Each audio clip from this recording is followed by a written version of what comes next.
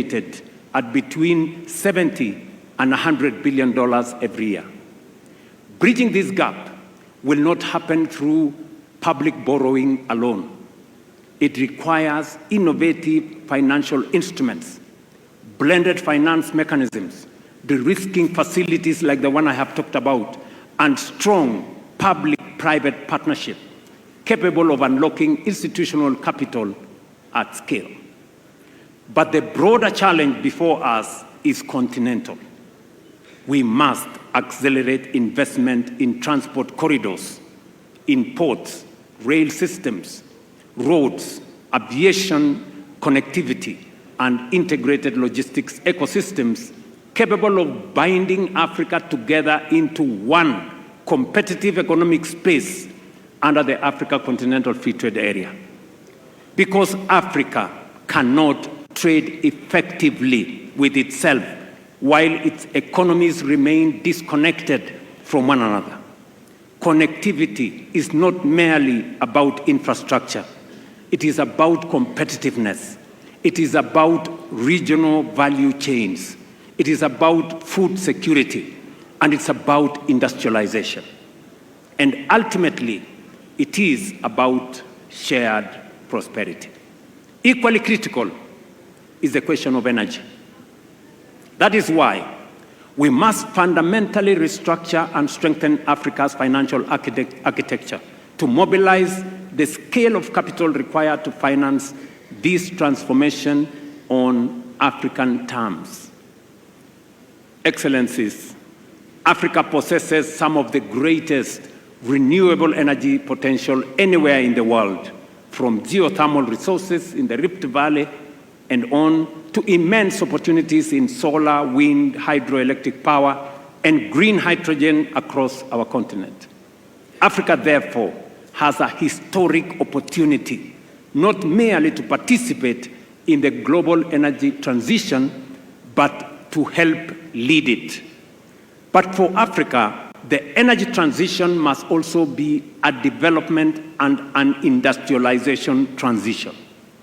We must accept a future, and we cannot, let me repeat that, we cannot accept a future in which Africa simply exports raw green minerals, while industrial value addition, advanced manufacturing, and technological innovation take place elsewhere. That model belongs to the past.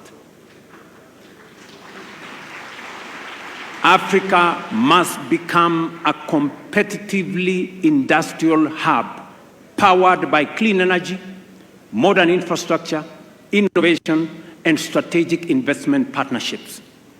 Green industrialization presents our continent with an opportunity not only to contribute meaningfully to global climate solutions, but also to create jobs, expand manufacturing capacity, strengthen exports, deepen regional value chains, and accelerate structural economic transformation. Excellencies, ladies and gentlemen, perhaps Africa's greatest strategic asset is its people. This demographic and the demographic reality that it presents will profoundly shape the future of labor markets, the future of technology, urbanization, consumption, innovation, and of course, economic growth. Our youth population is not a burden to be managed. It is an extraordinary strategic advantage to be invested in. But demographic potential does not automatically become demographic power. It must be deliberately cultivated by education, skills development, research, digital inclusion, entrepreneurship, and technological innovation.